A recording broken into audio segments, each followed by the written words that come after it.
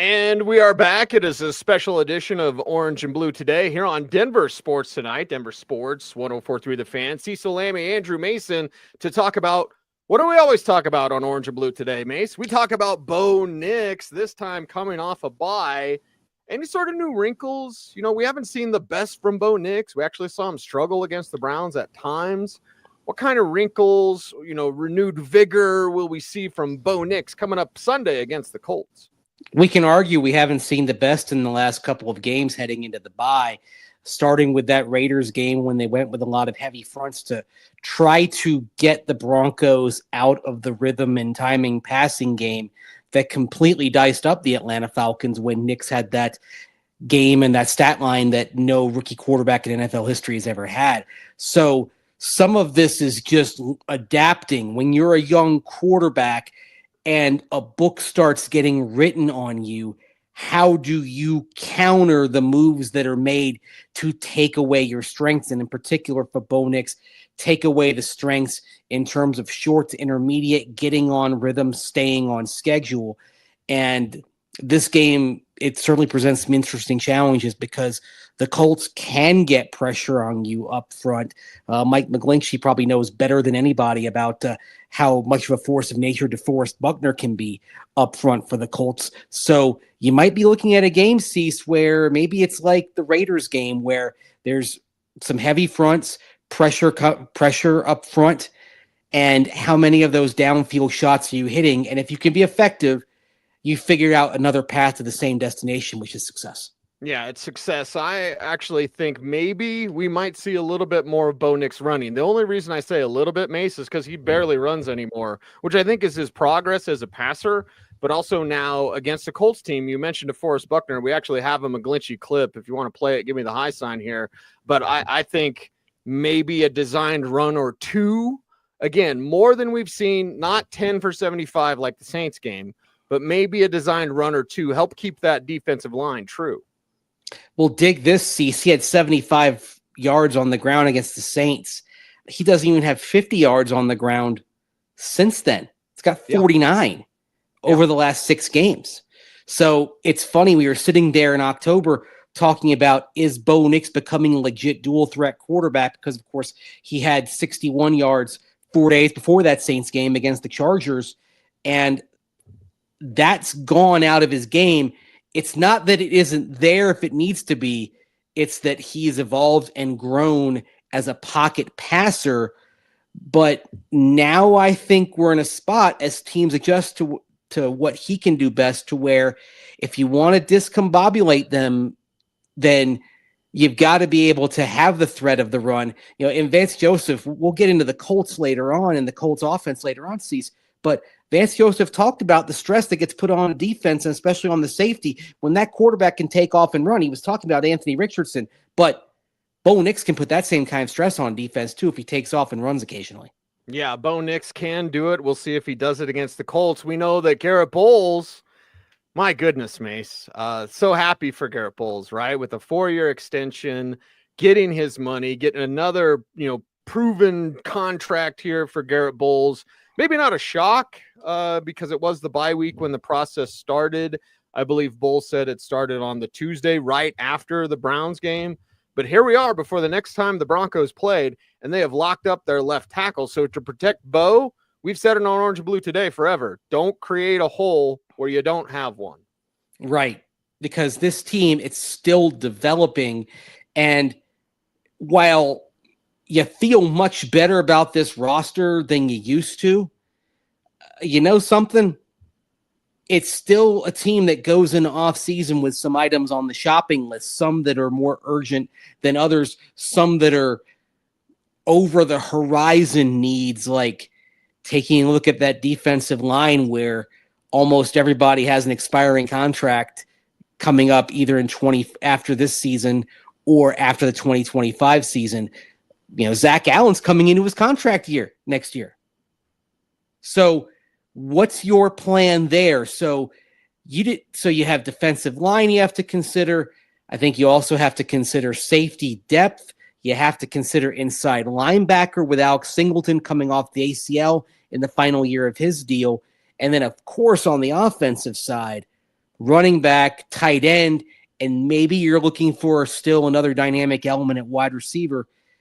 Adding one of the core positions to that, I think, would have been a mistake for the Broncos. And so that's why re-signing Garrett Bolles, getting him to that 4-year extension, although the terms of the contract basically make it a 2-year deal. And if he keeps playing well and he keeps staying healthy, great. I think you happily sign on for years 3 and 4 of that contract. But getting this done means you can sleep well at night. You go into the offseason with an offensive line that, knock on any surface you can find, should return intact for 2025, barring injury. And given how important cohesion and chemistry is up front, Cease, that's huge. I've heard you've heard guys talking about that this week. The fact that you can keep growing. Garrett Bolles talked about that, keep growing by keeping this unit together. 4 of the 5 starters came back for this year. You see the results.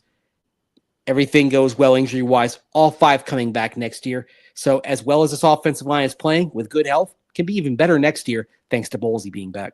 Yeah, Bolles being back is great. Now, you say cohesion. He said structure. It's a longer clip, but well worth it.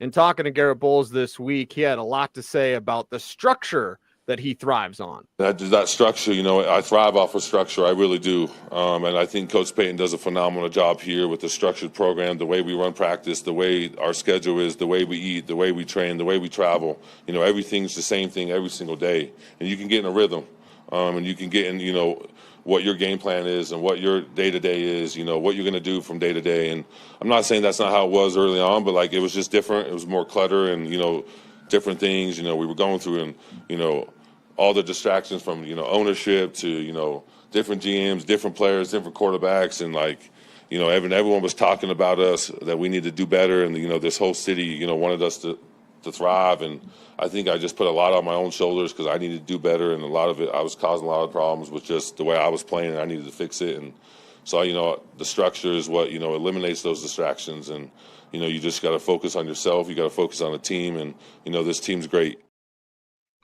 What? Clutter in a Nathaniel Hackett reign? Right. Shocking. I'm shocked, I tell you. Shocked. I know. It's amazing how that would happen. And I love how he puts it on himself, too. Hey, part of that was on me, and I had to take care of what I do. But when you have structure and trust, I think that's huge when a player like Garrett Bolles needs to trust you.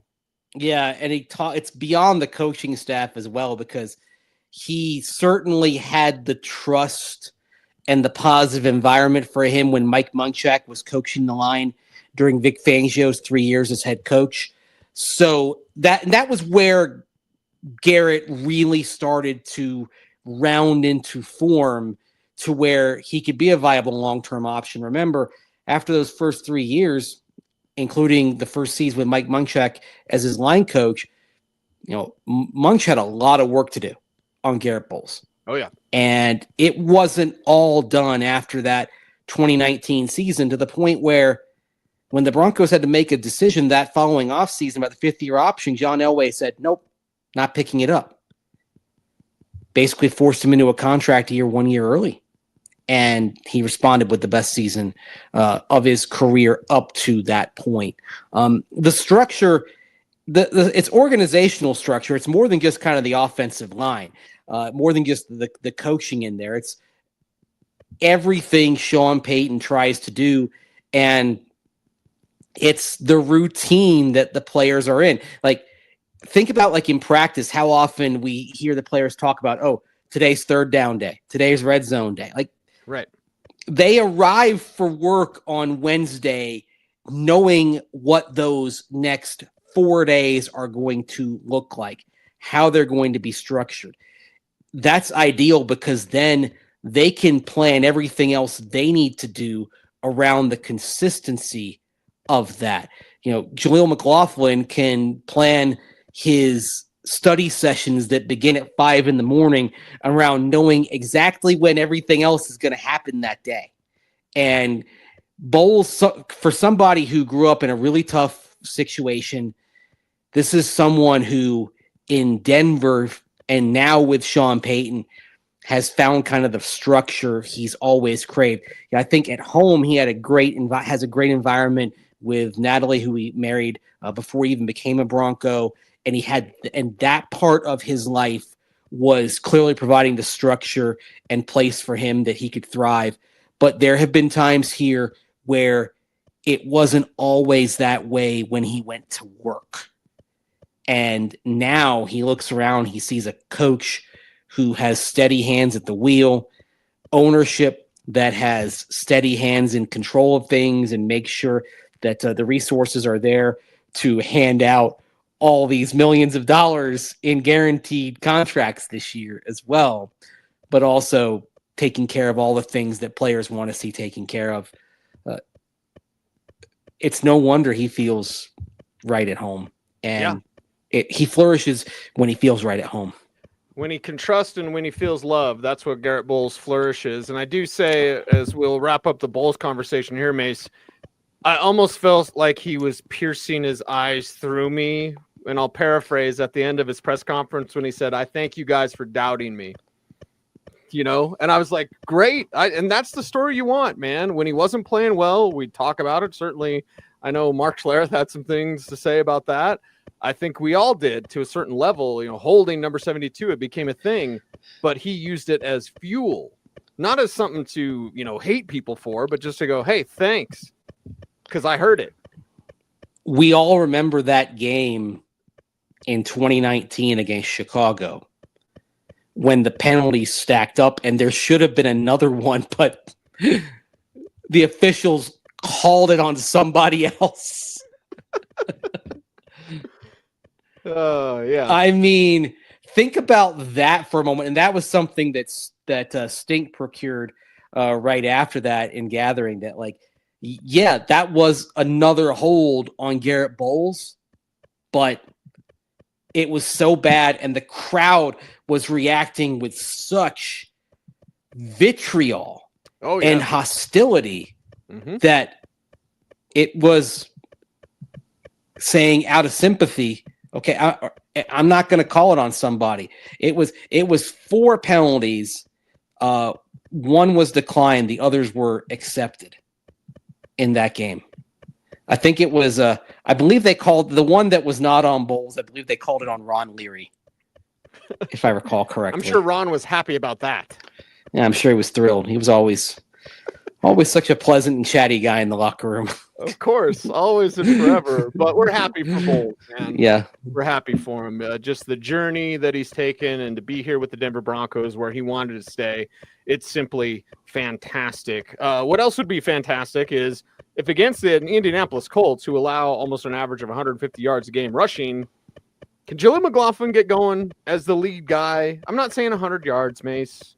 Collectively as a team, they need to be over 100 yards. But is this a Jaleel McLaughlin kind of era setting up here, even if it is just these last 4 weeks of the regular season? Well, he's kind of established himself as the top among equals right now, is he not? Last couple of weeks, yeah. Yeah. So, and for Bo Nix to have Jaleel McLaughlin out there doing his thing, I think would be great. Payton did talk about Jaleel. He was chatty on Friday, right? He was chatty out there talking about Jaleel. Let's set this up, Mace, before I press play about Payton on Jaleel and all that goes into the running game. Yeah, which one are you talking about? Are you talking about this is the not the one one about the 3 running back? This is the because he says some things when he talks about a 3 running back situation, but he also says some things here about how you've got Jaleel, who he believes can handle more and has grown especially in what he can handle in the pass game. And by that, you're talking about pass pro being at least an obstruction when he's out there. But you are in a situation where you want to get opportunities for all 3 guys in there, and sometimes there's just not enough carries to go around. Well, he can handle more, and I think he's doing more in the passing game. I don't ever want to because I think height is one thing, but he's put together, and so when we evaluate running backs, we don't have a prototype for height. Now, we have it for legs, lower body, and how they're built, but our history in this league has shown us over the years that that position's not necessarily built with a prototype for height. I think his role, he's as focused a player as and as hardworking as anyone here. And so, there were guys when the game ends, I'm like, I got to get him more touches. That's a challenge. But I don't think, I think there's certainly a pitch count for all those guys. I've said this before, 2 is easy, 3, it's just hard to feed 3. I like that. I like how he says at the end of the games, like, I got to get guys more touches. It shows a coach that's dialed into the talent that he has. And I'm sure he hears it, maybe, not as vocal as others, but Jalil's the type of guy, like, you see him work, Mace, you want to get him more. And at the end of the game, maybe you feel like you didn't give him enough. Well, and he's acknowledged with Audric Estime after 2 games in the last 6 weeks that he didn't give him the ball enough. Right. Now he's saying it about Jaleel McLaughlin, but he's also saying in there, you want to have carries to, figure things out with Javonte as well. So it doesn't, it seems like he's a little hamstrung by the limitations of the 3 running back system right now. Like this may be a situation where he's starting to understand that, 2's nice, but 3's a crowd. Yeah. 2's company, 3's a crowd, right? You have 3 running backs, you have none. And he's done this before with the Saints. He used 4 one year. Yeah. Now, I'm sure if he had his druthers, it might be different, but this leads us into the next Sean Payton clip. And let's chop this one up, Mace. You want me to just play it and then we can talk about it? Because I think it's revealing on chatty Sean today might have revealed something here. Let's play this because as I told you when we were just listening to this before the show, I think we're going to come back to this in the coming months. He dropped something here. Let's take a listen. I just think when you look at the carries, look, these guys are really featuring 1 running back. In other words, so that's easier to do, but there's just not enough snaps. Now there are games where you end up playing the 3rd back maybe because of injury but I just think, look, and all of them need something to get going in a rhythm, in fairness to what they all, they're used to playing. And so it's hard to evaluate Javonte or Audric, on 4 touches, and so we'll keep working through that though. Wow. Okay, so he's talking about the Colts when he's like, they got 1 guy.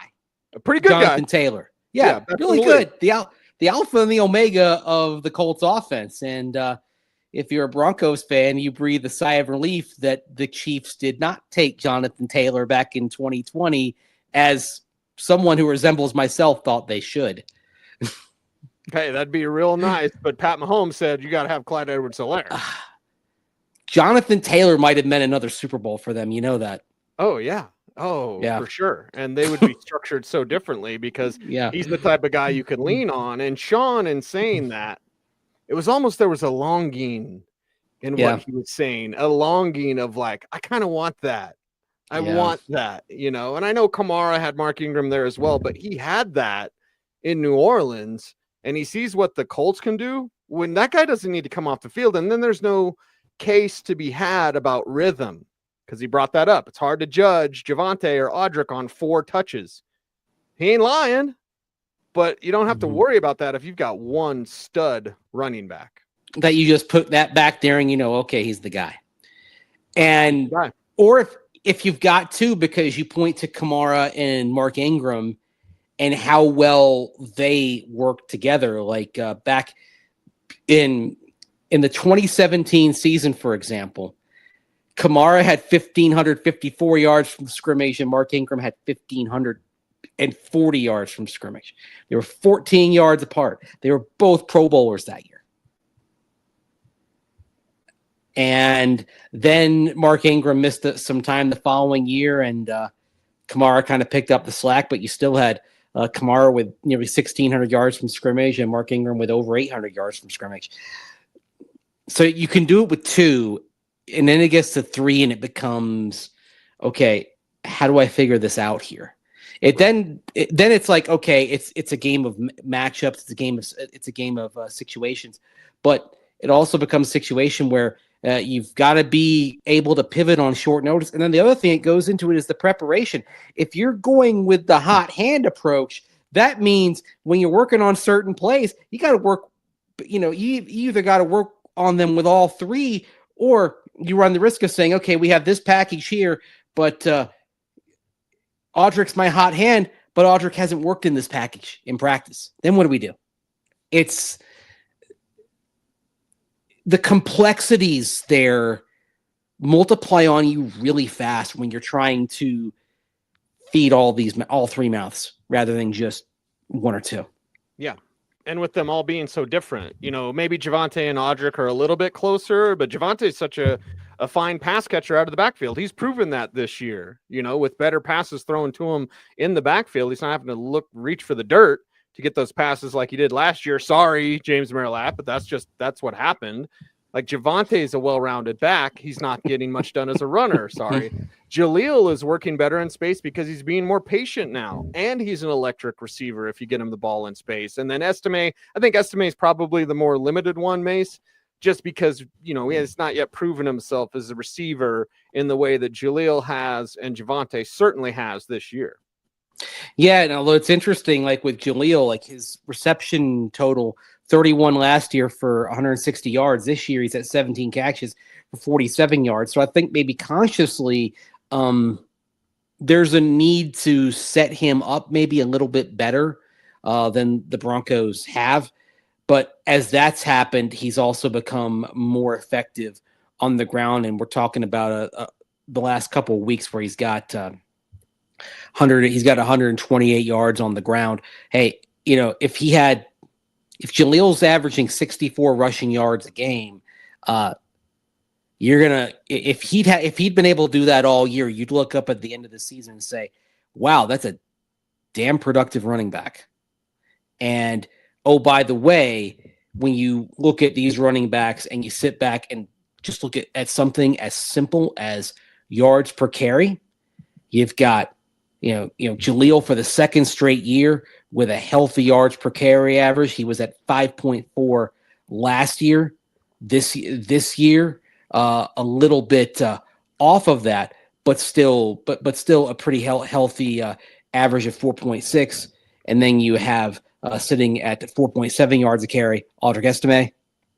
And then unfortunately for Javonte Williams, he's down there at 3.6 for a second straight year. And remember last year, Samaje Perine had a good yardage per carry as well. Yes, he did. You had 2 guys who were running at a pretty healthy clip behind a top 5 run block win rate offensive line, which by the way is top 5 again this year. And if you've got an O-line that's top 5 in win rate, you ought to be able to average, even if you're a plow horse running back, you ought to be able to average 4 yards a carry. And 4 yards a carry means if you run 3 straight times, you're getting 12 yards and you're moving the chains. Keep the chains moving. You stay on schedule. That's what Sean Payton is certainly looking for. We'll see if they get it against the Colts defense that you can run the ball on. It is a special edition of Orange and Blue today. And Denver Sports Tonight here on Denver Sports 104.3 The Fan. Cecil, Lammey, Andrew Mason talking about the difficulties not just of stopping Jonathan Taylor, arguably the best running back in the league, but a running quarterback who can also get you as well. Anthony Richardson, Jonathan Taylor. What's the plan to stop these 2 stars? We'll tell you next. Look at that, radio professionals. Hi, YouTube. You said it was great. You said stay on schedule, and then you did that. I'm like, oh, man, that was smooth. Hi, YouTube. We're still on schedule. So yes. Oh, yeah. I forgot. YouTube's seeing all this. Still live. Hi, everybody. Oh, man. Oh, whoops. Yeah, it's fine. All right, here we go. Gosh. Let's give them 8 minutes here on Richardson and JT, and we'll go on in 3, 2, 1. Denver Sports Tonight is a special edition of Orange and Blue today on Friday, game day of Bud Light Football Friday here. And we've got to talk about Anthony Richardson and Jonathan Taylor. Now we've got clips from Vance Joseph and talking about this situation. We know certainly PJ Locke is ready for the challenge here as well. This entire defense has something to prove, Mace. I guess before we start in on AR5 and Jonathan Taylor, best in the league, let's just talk about how they bounce back after a poor performance against the Browns. And we'll talk corners in the final segment. But this time, Richardson, Taylor, that's going to be a challenge you have to answer. Yeah, challenge you have to answer. Now, with Anthony Richardson, you're not talking about somebody who's been a particularly efficient passer. Of course, Jameis Winston did what Jameis Winston usually does. He'll give you a couple of chances, and the Broncos, to their credit, took advantage of those. Second straight game, they'd gone against a quarterback who's going to throw a couple of flutter balls out there that's going to give you a chance for a big play. And Anthony Richardson's going to give you those opportunities as well. We're still talking about a guy who this year, over the course of the 9 games that he started, 9 picks, 7 touchdowns. And also 9 fumbles. He's lost 3 of them. But could go all Ferris Bueller, Ed Rooney on you. 9 times he's been picked off. 9 times he's fumbled this year. Mm-hmm. So in other words, there are going to be opportunities, and he has, I hate to say it, man, his completion percentage is Tebow-esque this year, 47.4%. It's not great, Bob. No. Only 2 games over 50% this year. Yes. And yet, there's still a lot of respect for him. Oh, yeah. Because despite the avalanche of incompletions, he's shown an ability to make plays, not just with his legs, but yes, with his arm when it matters most. And we saw that on that game-winning drive, including the game-winning 2-point conversion when the Colts went up to Foxborough against a Patriot team that right now with Drake May playing well is much better than their record. And they pulled one out of the fire that they probably shouldn't have had. And Richardson, if you looked at the numbers, 12 of 24, $109, 2 touchdowns, 2 picks, you'd say, meh, not great, Bob, as you'd say. But look at the high-level throws that he's making on that last drive. The 4th down conversions with his legs and with his arm. The 2-point conversion that he had to win the game when he hit Alec Pierce for that for the 2 points. I'm curious to see what Richardson looks like in this game, because I think you might look at that moment as a turning point, and the Broncos might have to contend with a quarterback who is starting to find himself and believe that his athleticism and his cannon arm can be harnessed into being an effective NFL quarterback. Yeah, remember, they're coming out of the bye too, Mace. And they're coming out of the bye pointing at plays like that, drives like that, and saying, let's do that again. There's some Josh Allen vibes going on here. For sure, yeah. Like with Josh Allen early, it's like he's all over the place, but man, you'd see a couple plays a game like, okay, it's there. Remember, I think it was in 2019 when the Broncos went up to Buffalo. And Josh Allen didn't play great, but man, he had a couple of throws and he took off and ran a couple of times, and you're like, okay, I see it. He can get there. And now in that Patriot game, you started seeing some moments like, okay, this kid can get there eventually. It's such a hard game to figure because I don't quite know what Anthony Richardson we're going to see on Sunday. Right. High variance quarterback. And Vance Joseph knows that not only preparing for Richardson, but it's Jonathan Taylor as well. Here's what VJ had to say. That's the history of the game, right? The running quarterbacks, they add 67 yards a game, to the offense. So it's always 180 yards rushing per game, especially with an A-plus back like Taylor there. It's complicated because of the quarterback running game. He adds a gap, and you're short because you have a safety, high safety, in the middle of the field. You're short. But I'm having to plan for that. It's going to be critical. But the runner, he's a special runner, and stopping the run, it's going to be part of our plan, obviously, but adding the QB to it makes it difficult. I like that. Add the gap. Mm-hmm. Richardson, by the way, averaging not quite 67 yards a game, but averaging in the 9 games he's played so far this year, averaging 43 rushing yards a game, which is enough to take seriously. I mean, all you just do some quick math on that season. If you're getting 43 yards a game on the ground, then you're a 700-yard rusher by the end of the season, and that's not your primary responsibility. And then, of course, that's atop what you're getting from Jonathan Taylor. Still, despite that, cease in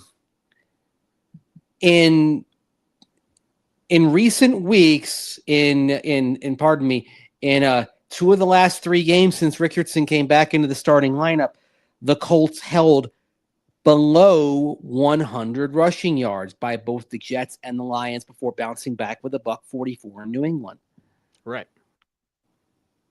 Yep. You got to watch out. And if you've got Richardson there with that added gap, and Taylor's already worried about, and it's for me, Mace, it's a larger quarterback, so you're going to have everyone to the ball. Punch out, do some peanut punching if you can, but this isn't Cody Barton's got him one-on-one, or Justin Sternad. We've seen some games where Justin misses some tackles. This is everybody, and I don't care if it's Richardson or Jonathan Taylor. It's going to take everybody to bring him down. Everybody to the ball. Yep. That's got to be the theme for the Broncos. Everybody to the football. Richardson specifically, there are elements of Cam Newton in him, in that with Cam, took 2 guys to bring him down. That was that was part of the special challenge that Cam posed when he was in his Imperial phase back there about 10 years ago. And Anthony Richardson, he's listed at 244 pounds. He's probably around 250. Guys talk about him being 250. Let's actually listen to what PJ Locke had to say about Anthony Richardson, because if you listen to this, you can see what kind of respect the athleticism and the playmaking ability of Anthony Richardson has in the Broncos locker room. Oh, how big he is, man. That's, at the end of the day, I mean, what is he, 6'6", 6'5", like 250? And he has a cannon for an arm. So we got to do a good job of being in the post, but at the same time, like, we got to get ready to tackle him out of the post. Man, I mean, he has like extreme talent. Like I said, it's like I think he has generational talent. He's just putting everything together. So I don't think we're dealing with a slouch by any means. I don't care what their record says, and I don't care like what his number says in the past. Like nobody's gonna take him lightly, because I think he's that talented. Extreme talent and an extreme amount of respect for their opponent, Mace. These guys aren't going to overlook or just look at the numbers. They watch the film. They know this guy can ball. Yeah. And they watched that last drive against New England. I mean, I think you watched it. I watched it live on television as it was happening. And I feel like we saw sort of the inflection point for Anthony Richardson. I think that may have been the fork in the road, and that's for him. And I think that's part of why you heard such respect for him in the locker room this week, because now those plays are being enhanced by the ability to do well when the chips are down. I'm going to make another Tebow comparison here, not just because they're from Florida, but when Tebow didn't have a lot of things figured out, he had the late game figured out. Yep. Now I think Anthony Richardson should be a much better quarterback than Tim Tebow because he's got a much better arm, even though the accuracy element has not crystallized at this level just yet. But those guys that can figure things out, that can discombobulate you close and late, man, you got to take them seriously. And look, if you look at the Colts' schedule beyond this, if the Broncos don't get this game, they're under a lot of pressure because they'll lose the tiebreaker to the Colts, and the Colts have an absolutely dreadful run in here to the end of the season. I mean, dreadful in terms of the quality of their opponents. They're a combined 8 and 31, whereas the Broncos on the backside of this game have the Chargers in playoff position, have the Bengals, who have struggled, but are better than anybody the Colts face after this game, and then the Chiefs. And you just hope with the Chiefs that they're resting their starters by then. You've got a team that's backed into a corner and is desperate. It is a special edition of Orange and Blue today and Denver Sports Tonight. Cecil, Lammey, Andrew Mason answering the question, how are you going to get by without Riley Moss this week? We'll tell you coming up next. All right. Writing that down. That was 10:45, so I'll probably trim that for radio purposes. Yeah. So sorry about that. That's fine. Let's give him 8 minutes, and then I'll work it. I'll massage it a little bit on my end. Okay, yeah, I saw you doing that. I thought we wrapped it up. We kind of got carried away a little bit. So, oh yeah. Hi YouTube. But YouTube, if you're watching on YouTube, you're seeing the whole. You're gonna see all the fun stuff. The whole Megillah, the full Monty, like in show terms, not the actual full Monty. Ha. Well, let's give him 8 minutes here, and like I said, I'll probably chop it up on the back end, but it's all good. All right, here we go. And Broncos corners in 3, 2, 1. We are back. It's Denver Sports Tonight. Denver Sports 104.3 The Fan. Cecil, Lammey, Andrew Mason, also a special edition of Orange and Blue today to do a little bit of a Broncos pregame here on a Friday night. You may be watching this Saturday on YouTube.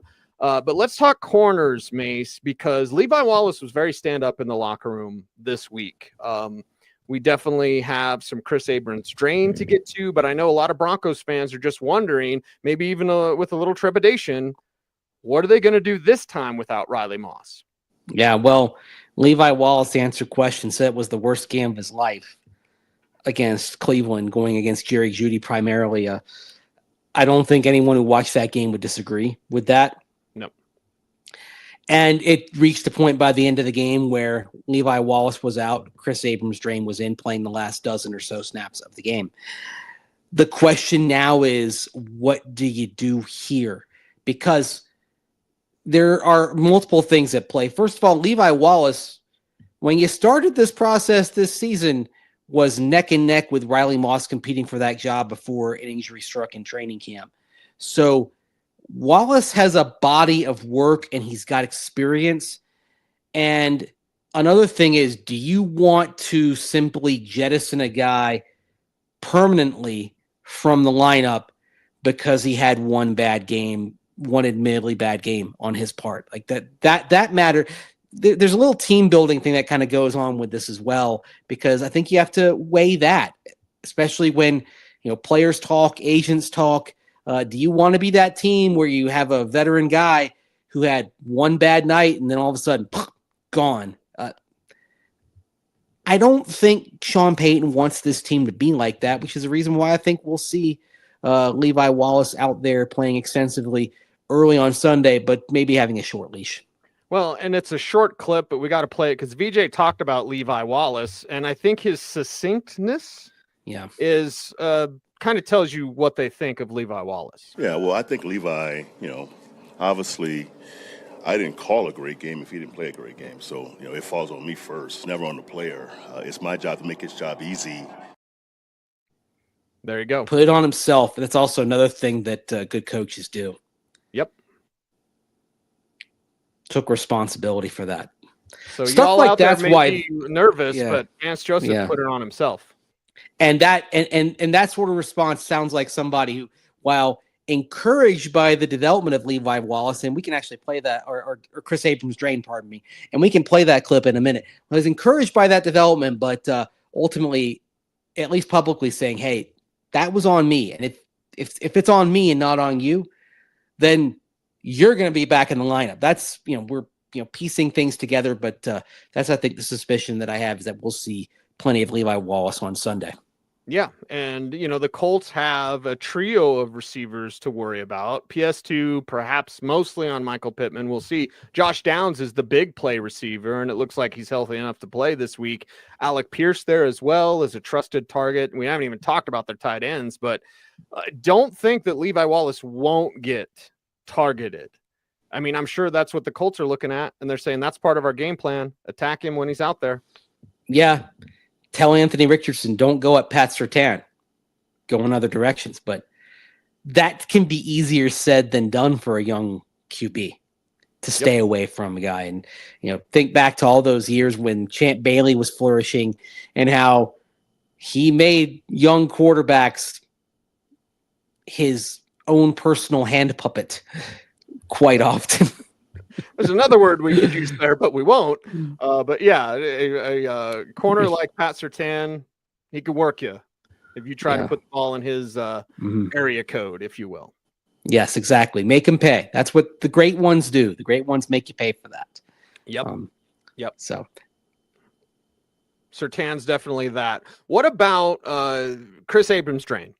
Now, full disclosure, and it might just be me, Mace, but I kind of get annoyed when people are like, he's just like Chris Harris Jr. Nobody's like Chris Harris Jr. I love CHJ. Just having that start at Kansas and coming in undrafted, it's been fantastic. So during this draft, KAD, Chris Abrams-Drain, was a player that perhaps I had the most questions about, right? A smaller corner, a feisty player to be sure, but one that I thought, okay, who else was on the board at the time? I could go back and look. But with Chris Abrams-Drain, he got 12 plays? Didn't look too bad. Didn't look like the game was too big for him. Didn't look like it was too big for him. And also in those 12 plays kind of playing outside, because you look at him kind of his build size-wise, and maybe you think more slot corner. Jaquan McMillan's got that locked down, so there's not really a spot for him there at this moment. But getting out there, first of all, showing that he can learn two spots, because we saw him back in training camp working at slot corner, and then we see him working outside in this game. So he's already got something going on in terms of how much he can ingest and absorb. And I think you should note that when you hear what Vance Joseph says about how far Chris Abrams-Drain has come so far this season. Well, when you draft these young players at certain positions, it takes more time for those guys to develop to get ready to play for you.